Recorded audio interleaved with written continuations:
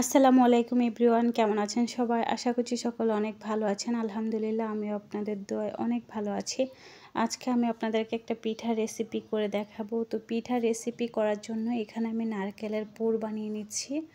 আর যে আমার গুড়টা ছিল এটা হচ্ছে আখের গুড়, গ্যান্ডারির গুড় আর কি। তো এখানে কিন্তু অ্যাভেলেবেল এইখানে গ্যান্ডারির গুড় পাওয়া যায়। তো এই কারণে এটা গুড়টা এরকম দেখাচ্ছে। আর এখানে আমি চালের গুঁড়াটা আমি একটা পানির মধ্যে বলক আনা পানির মধ্যে গরম পানির মধ্যে ফুটিয়ে নিব, ভালো করে সিদ্ধ করে নিব। আর এটার মধ্যে কিন্তু আমি সামান্য পরিমাণ লবণ দিয়ে দিয়েছি বন্ধুরা। তো দেখেন তো এটা আমি একটু ঢাকনার সাহায্যে ডেকে আমি চালের গুঁড়াটা একদম ভালো করে সিদ্ধ করে নিব, যেন আপনি যখন এটার মথবেন তখন যেন এটা ফেটে না যায় রুটিটা বানানোর সময়। তো বন্ধুরা চালের এই তো আমি এরকম করে ঠান্ডা করে মতে নিয়েছি, একদম নরম হয়েছে। আর এটা ঢেকে রাখবো যেন গরম থাকে, গরম হলে রুটিটা বানাতে সুবিধা হয়, রুটিটা ছায়ের দিক দিয়ে ফেটে না। তো এই তো দেখেন এইভাবে আমি একটা রুটি বানিয়ে নিয়েছি। তো এই তো এটা হচ্ছে পুলি পিঠা আর কি। তো এই পুলি পিঠা আমি এখন এই রুটিটার মধ্যে আমি যে নারকেলের পুরটা করে রেখেছিলাম ওইটা এখন দিয়ে দিব। আর এটা আমি তাওয়ার মধ্যে কিন্তু পুলি পিঠাটা তেলে নিব, এটা আমি তেলে ভাজবো না। তো কিভাবে এটা আমি তৈরি করতেছি দেখতে থাকুন বন্ধুরা। তো এই তো নারকেলের পুরটা আমি এর মধ্যে দিয়ে দিলাম। এখন আমি এটা একটা করে নিব, ডিজাইন করে নিব। আর আপনারা কিন্তু সবাই এটা পারেন বন্ধুরা, দেখলে বুঝতে পারবেন আমি কিভাবে পিঠাটা তৈরি করতেছি। আমাদের বাংলাদেশি প্রিয় প্রিয় আপুরা দেখে অনেক সুন্দর সুন্দর ডিজাইন করে পিঠা তৈরি করে, দেখতে আসলে খুবই ভালো লাগে, খুবই চমৎকার দেখা যায় যে পিঠাগুলা তৈরি করে। তো এই তো সাইড দিয়ে আমি হাত দিয়ে এভাবে ভালো করে জোড়াটা লাগিয়ে দিলাম, কারণ এটা ভেঙে যাওয়ার সম্ভাবনা থাকতে পারে। তো এই তো দেখেন, অথবা পুরটা বের হয়ে যেতে পারে। তো এই তো একটা কাঁটা চামচ দিয়ে আমি এভাবে ডিজাইন করে নিচ্ছি। আর চালের গুঁড়ার আটা দিয়ে কিন্তু যদি আপনারা পিঠা তৈরি করেন আর এভাবে একটু ভেঙে যাওয়ার সম্ভাবনা থাকে, তো সে কারণে একটু মানে করে করতে হয়। তো দেখেন একটা বানিয়ে নিয়েছি। তো এভাবে আমি অনেকগুলা পিঠা তৈরি করে নিব।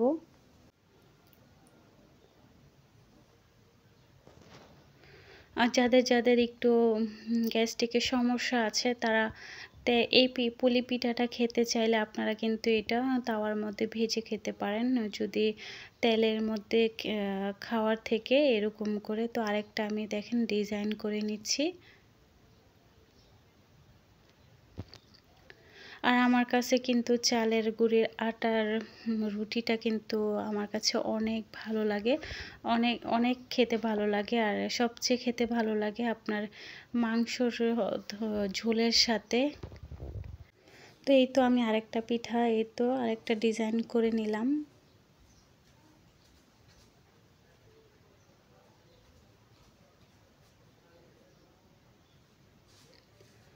তো এইভাবে আমি প্রত্যেকটা পিঠাই বানিয়ে নিচ্ছি। আর আমি পিঠা এখানে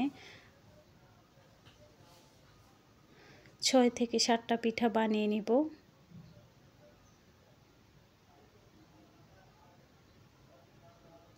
তো এরকম কাঁটা চামচের সাহায্যে কিন্তু দেখেন আরেকটি ডিজাইন করে নিচ্ছি। আর এই ডিজাইনটাও কিন্তু অসাধারণ লাগে।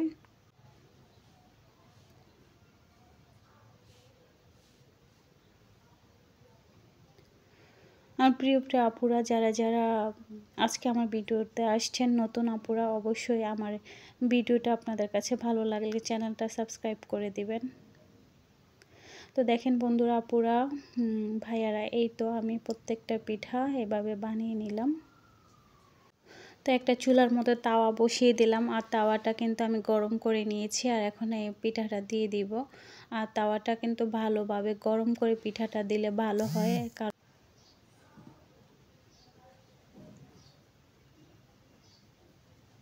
তো বন্ধুরা, প্রিয় আপুরা, এই তো পিঠাটা দেখেন আমি এভাবে উল্টিয়ে পাল্টিয়ে দিচ্ছি এক পিঠ থেকে ও পিঠ, যেন পিঠাটা ভালোভাবে হয়, তা না হলে কাঁচা থাকলে ভিতর দিক দিয়ে খেতে ভালো লাগবে না।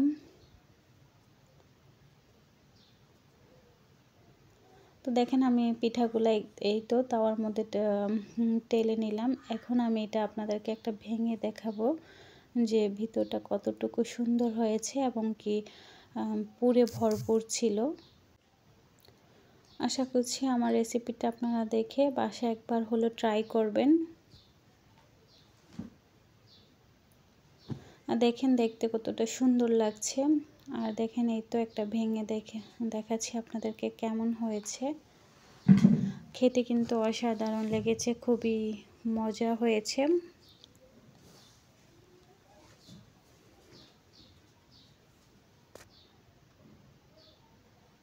তো মাঝে মধ্যে আপনাদের ভাইয়া বাচ্চাদের জন্য তো এই তো এখানে কেক নিয়ে আসলো, মাঝে মাঝে বাচ্চাদের জন্য এভাবে কেক নিয়ে আসা। আর এখানে রোল নিয়ে আসছে, আর এই রোলগুলা কিন্তু খেতে এতটা মজা, অনেক মজা খেতে।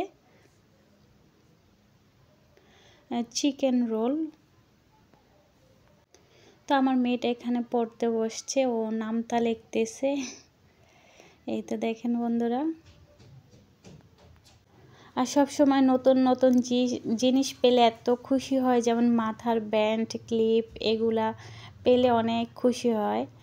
তো সব বাচ্চারাই মনে হয় এরকম। তো সবাই ভালো থাকবেন, সবাই সুস্থ থাকবেন। তো আমিও অনেক দিন যাবৎ লাইভ করে করে বাচ্চাদেরকে সময় দিতে পারি নাই। তো এখন ভাবলাম যে ইউটিউব থেকে আসলে বাচ্চার পড়ানোটা বেশি জরুরি, তো সেই কারণেই ওকে নিয়ে বসলাম পড়াতে। তো আজকে এই পর্যন্ত, ইনশাল্লাহ পরবর্তী ভিডিও নিয়ে আবার আপনাদের মাঝে চলে আসবে। সবাই ভালো থাকবেন। আল্লাহ হাফিজ।